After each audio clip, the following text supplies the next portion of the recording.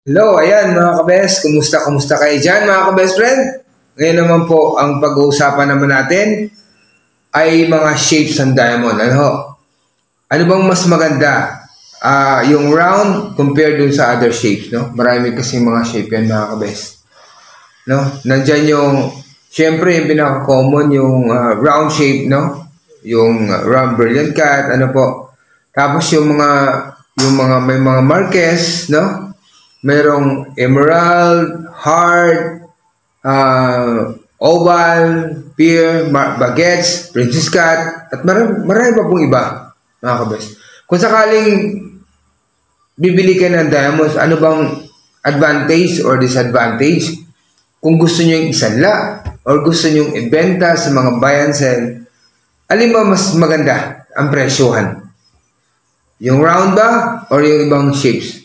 Yan ang gusto kong i-share sa inyo mga ka-best friend ngayon. Kaya tapusin nyo ang video ito. Gusto ko lang hong malaman ninyo kung ano yung maganda sa mga ibang shapes mga ka-best friend.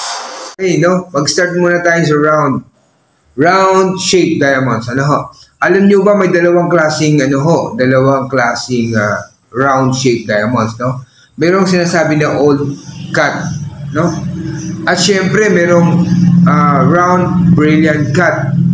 Kaya pag bibili kayo ng diamonds, wag yung basta round lang at basta malaki lang, bilhin nyo na agad, no? Baka maya ang binili nyo pala ay yung old cut. Alam nyo ba, pagdating sa pawning at pagdating sa mga buy and sell, ang pawn shop po hindi kumukuha ng old cut. Marami na akong alam ng mga pawn shop na hindi kumukuha ng old cut kahit malaki pa yan. Sa buy and sell naman, hindi rin sila bumibili ng ganyan. Bibili man sila, bagsak ang presyo. No? Kahit malaki yan, bagsak ang presyo. Super layo dun sa round brilliant cut mga ka-best friend. No? Tapos, yung round brilliant cut, alam nyo ba mayroong 57 to 58 facets. Bakit ito nasabing 57, 58? Bakit Kasi po, yung may mga round brilliant cut kasi na may QLED. May round brilliant cut din kasi na wala ding QLED. Pag may QLED yan, yun yung 58 facets, no? Pag walang QLED, wala ka makitang QLED doon, yun yung 57 facets, mga kabes, no? Kaya ulitin ko lang, pag bibili kayo ng mga round shapes, ingat po kayo. Hindi po lahat ng round shape ay okay, no? Mayroon ding hindi okay. Ngayon, doon naman sa ibang shapes, no? Meron tayong mga emerald, marquez, baguettes, princess cut, heart shape, marami po yan. Yung mga yan mga kabes, syempre mas medyo tulad ng heart shape, isa yan sa mga mahirap gawin yung heart shape mga kabes friend. Mahirap gawin yan. Pero lahat ng mga yan mga kabes, lahat ng shape na yan, pagdating sa pawning, palagay na lang natin sa market price niya, mas mababa siya kaysa round. Kasi ang round, most sellable kasi yan, na shape ng diamonds, no? Yung round brilliant cut. Pagdating naman sa pawning po, pag gusto niyo yung isanla, nangunguna palagi yung round brilliant cut, no?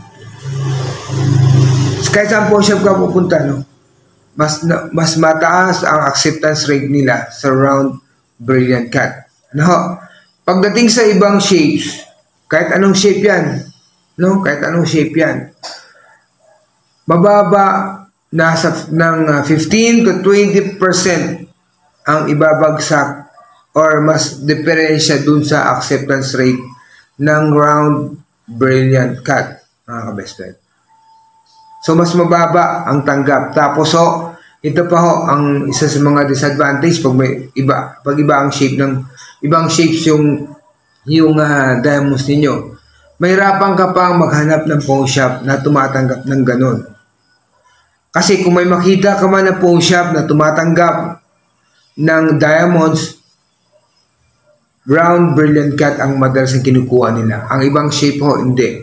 Marami silang reason ba't hindi nila kinukuha yan. No?